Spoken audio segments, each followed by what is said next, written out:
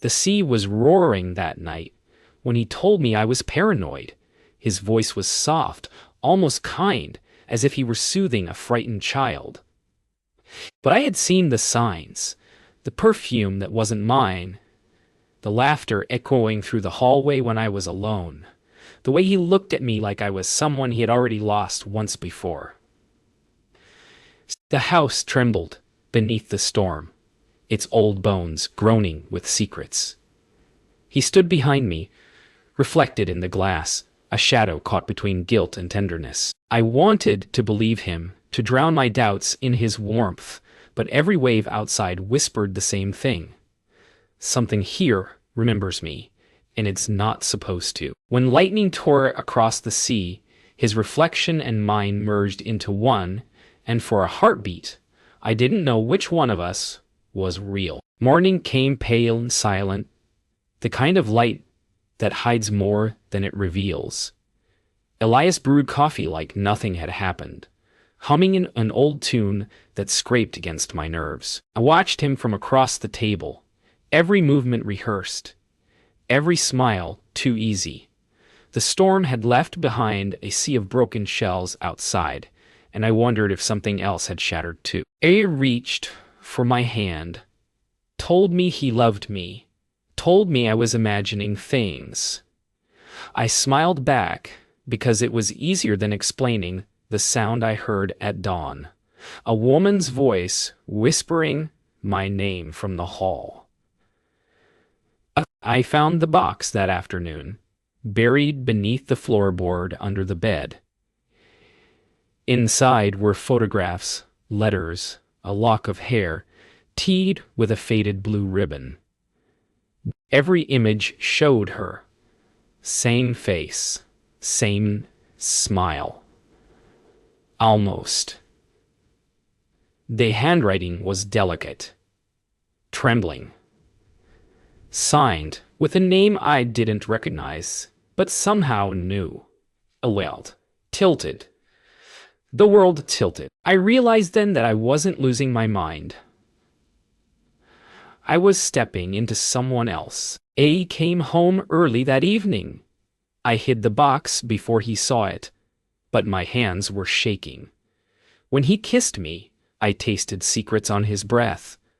I asked who Elise was. His expression didn't break, just softened, like a man remembering a dream. She was someone I used to love, he said. Before you, but the way he said it felt wrong. Past and present overlapped, and for a moment, I wasn't sure which woman he was looking at. That night, I dreamed of the sea. A woman's voice called from beneath the waves, soft and familiar.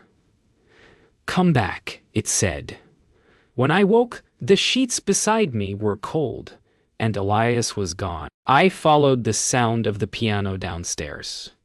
The melody was slow, aching. I stood in the doorway, unseen, and for the first time, I saw the photograph on the piano. Elise, her face identical to mine, smiling beside Elias. My blood turned to ice. I wasn't paranoid. I was haunted by his memory of her. The morning after the piano song, Elias suggested a drive. Said he wanted me to meet his mother. The way he said it felt like an apology wrapped in promise. The sea blurred past us, a pale smear of gray and foam. I watched his hands on the wheel, steady but cold, the veins raised, like the truth he was still hiding. He smiled at me sometimes, small and careful, but his eyes never stayed long. I wanted to believe him again, to build something unshakable on all ruins between us. But somewhere in the back of my mind, I heard that voice again.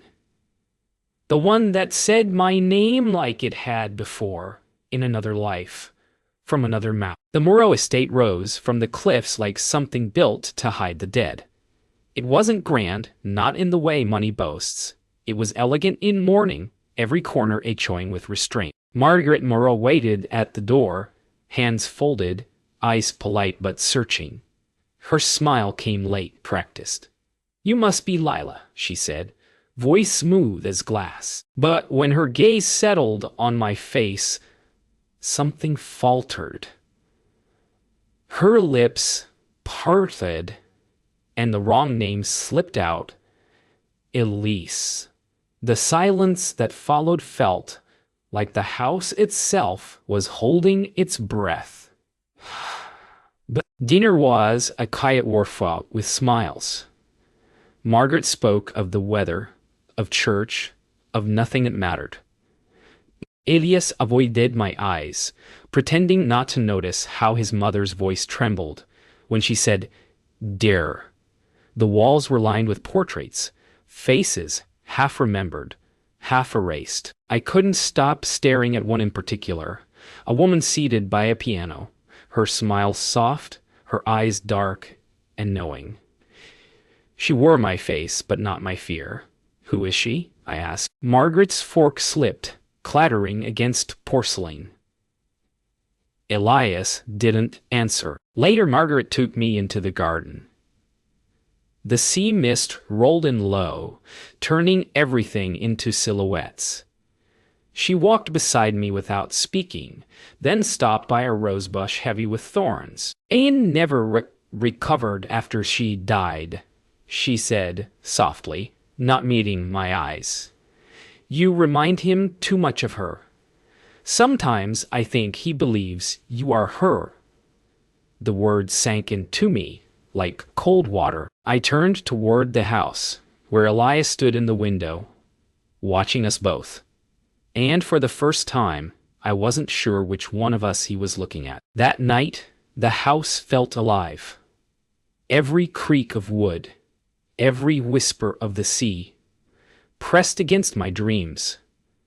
I woke to footsteps in the hallway. When I followed them, the sound led me to a locked room at the end of the corridor. A door Elias had told me never to open. The knob was cold, humming faintly beneath my palm. Inside, I could hear the faint strains of piano music, the same melody he'd played the night before. Only this time, another voice hummed with it, a woman's voice. The key wasn't hard to find. It was in the drawer beside his bed, wrapped in a ribbon the color of ash. I held it in my palm for a long time, feeling its weight, or maybe the weight was my own fear. The corridor was colder tonight, the air tight and waiting. When the lock clicked, the sound sliced the silence like a scream. Inside, dust shimmered in the moonlight. The room smelled of lavender and loss. On the far wall hung a portrait of a woman, my face again, but softer, painted in oil and grief. Beneath it sat a piano, its keys yellowed, a single candle burning beside a dried bouquet. I whispered her name, Elise, and the flame shuddered, as if she'd heard me. The next morning, Elias found me sitting by the piano, fingers hovering over the keys. He didn't ask how I'd gotten in. Maybe he already knew. "You shouldn't be in here," he said, voice quiet but trembling. She loved that song. He sat beside me, and for a moment his reflection in the polished wood blurred into hers. I asked if Elise died here. He nodded once barely. "The sea took her," he whispered. But something in his tone told me it wasn't the whole truth. It never was. Later, I stood on the cliffs alone, staring at the sea that had supposedly taken her. The wind tore through my hair, salt biting my lips. I tried to imagine Elise, her final moments, her breath tangled in the waves, her scream drowned in the storm. But another thought clawed its way in. What if she hadn't fallen? What if she'd jumped or been pushed? Behind me, I could feel Elias watching. "She's gone," he said, his voice almost lost to the wind. "Let her rest." But I wasn't sure which one of us he was telling that to. That evening, I confronted him. The storm returned, like a memory refusing to stay buried. I held the photograph I'd found, the one of him and Elise by the piano. "You told me she drowned," I said. "But she didn't, did she?" His silence was the answer. He stepped closer, rain dripping from his hair, eyes burning with something like sorrow. "You don't understand," he whispered. "You're her second chance." I wanted to run, to scream, but all I could do was stare at him. The man who might love me only because I looked like the ghost he lost. I couldn't sleep. The sea raged outside like it knew what he'd confessed. Downstairs, the piano began again. The same haunting melody. But when I reached the parlor, he wasn't there. The lid was closed. The candle burned low. And yet, the music didn't stop. It came from somewhere deeper below the house. I followed the sound to a hidden door behind the fireplace. My hands shook as I turned the handle. The air that rose to meet me was cold, and it smelled of salt and lavender like the night she died. The stairs groaned under my bare feet as I descended into the dark. Each step carried the scent of damp earth and salt, as if the sea itself had seeped into the foundations. The music grew clearer, echoing softly from below. A lullaby drowning in sorrow.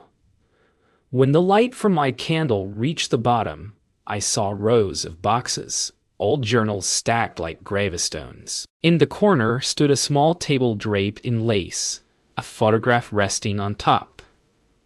Elise again, smiling faintly, beside a date carved into the frame. It was the day before she died. I whispered her name, and the candle flickered. Not from wind, but from breath. Elias phoned me there hours later.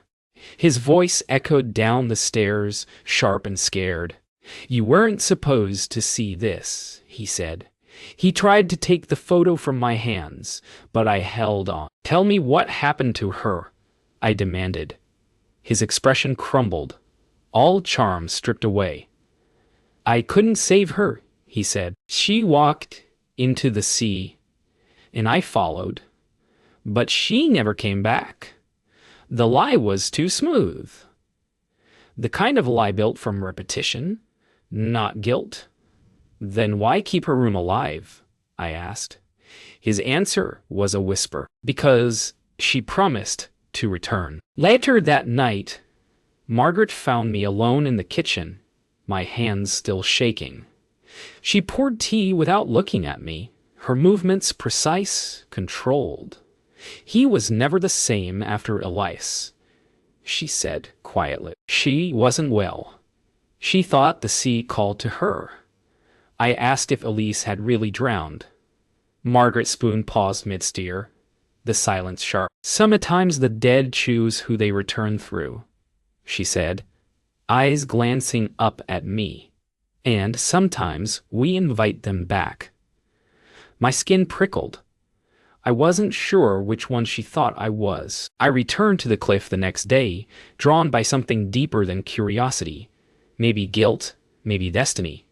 The tide was low, the sea a restless mirror. I heard music again, faint but real, rising from the caves below. My heart pounded as I followed the path down to the rocks. The entrance yawned like a wound in the stone. Inside, the sound grew clearer, joined by humming. My voice, or hers?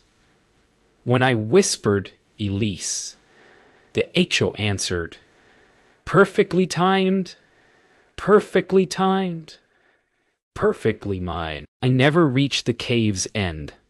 The tide began to rise, trapping me in darkness.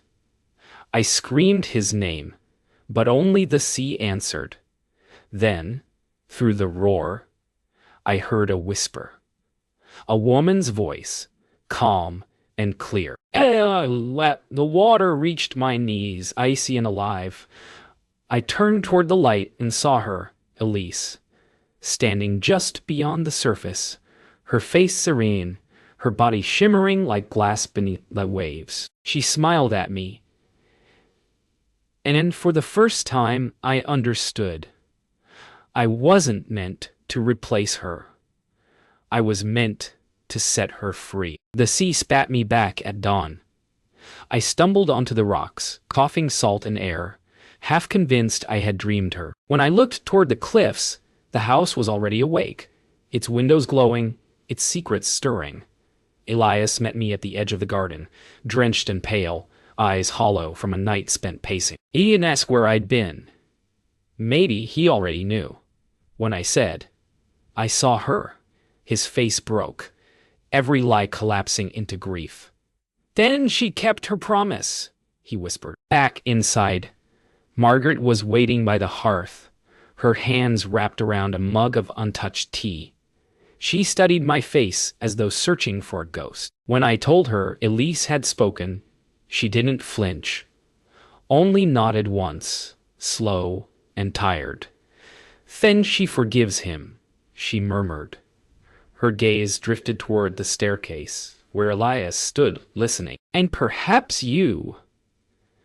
The moment hung heavy. 3 people bound by one unfinished story. All of us carrying someone else's ending. That afternoon, Elias led me to the cliffs again. He carried a small box, the one that had held Elise's letters. Without a word, he opened it, letting the papers scatter into the wind. The sea caught them eagerly, devouring the ink, the grief, the years of silence. I've tried to keep her alive, he said, but all I did was keep her trapped. His voice cracked. I touched his hand, and for the first time, he didn't pull away. The wind roared its approval, or maybe its warning. By nightfall, the storm returned. The last one, I hoped. I watched the lightning crawl across the horizon, while Elias played the final notes of Elise's song. Each chord felt like a release. When he stopped, he looked up at me with eyes no longer haunted. Stay, he said simply. I walked to him, placed my hand over his heart, and answered, only if you promise to live with me, not her. The silence afterward felt clean, almost holy. I dreamed of Elise one last time. She stood at the shore, smiling, her dress floating around her like mist. It's over, she said. The wind carried her voice away, but I felt the meaning settle inside me. When I woke, the storm was gone. Elias slept beside me, breathing evenly, the dawn warm on his face. Outside, the sea was calm for the first time in months. I closed my eyes and whispered a thank you to the woman who had taught me how to believe myself again. The days that followed blurred into gentle quiet. I cooked, I read, I listened to the gulls argue over the tide. Elias worked in the garden, humming under his breath, and the sound no longer frightened me. Yet every evening, as the light faded, I caught my reflection in the window and thought I saw her standing a step behind. Not haunting. Watching. It wasn't dread anymore. It was gratitude, the kind that feels like forgiveness, brushing the edge of your life. Margaret visited once more, bringing apple tarts and cautious smiles. She moved through the house like someone tracing ghosts with her fingertips. It's lighter now, she said, and I realized she meant the air itself. When she hugged me goodbye, her perfume was the same lavender that had lingered in Elise's room. Take care of him, she whispered. For the first time, her eyes looked clear of secrets. Weeks later, I found an old letter wedged behind the piano.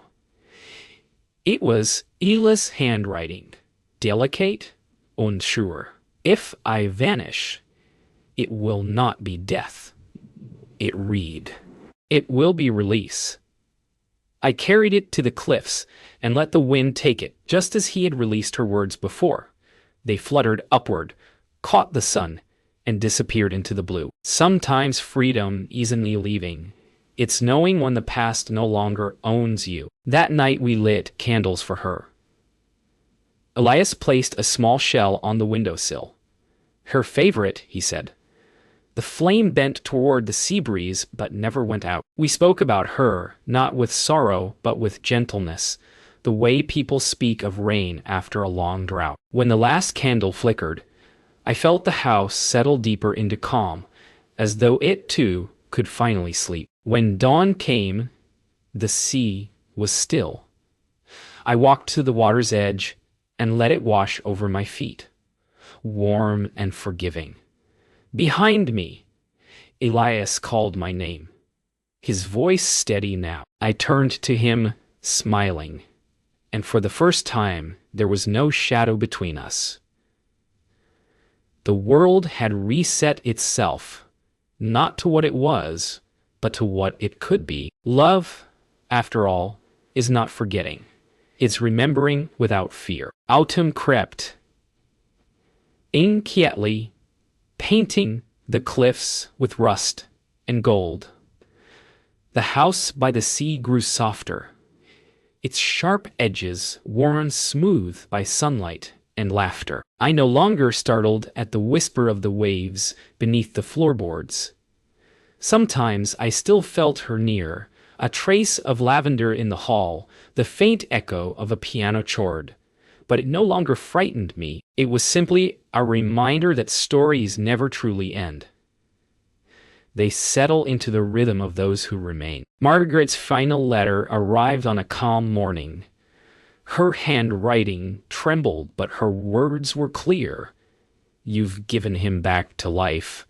There was no signature, only a pressed sprig of lavender tucked inside. I placed it on the piano next to the photograph of Elise and smiled.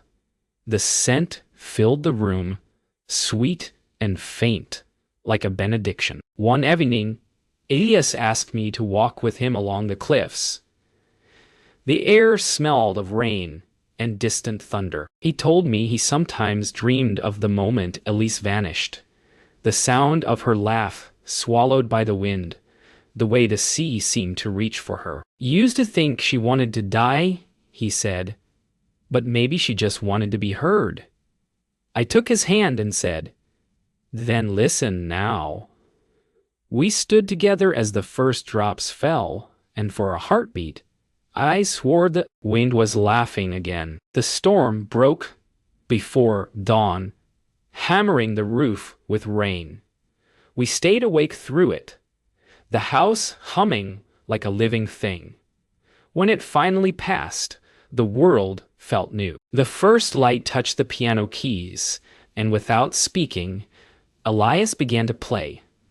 The melody had changed, still hers, but gentler now, no longer mourning. I joined him on the final chord, our hands side by side.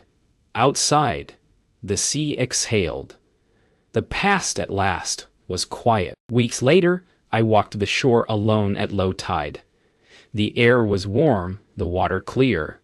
I whispered a goodbye to the sea, though I knew it wasn't really farewell, only a promise to live. A gull swooped low, scattering silver ripples across the surface.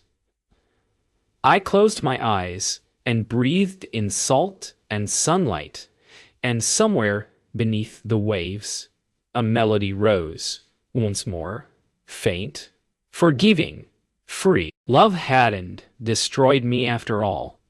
It had remade me.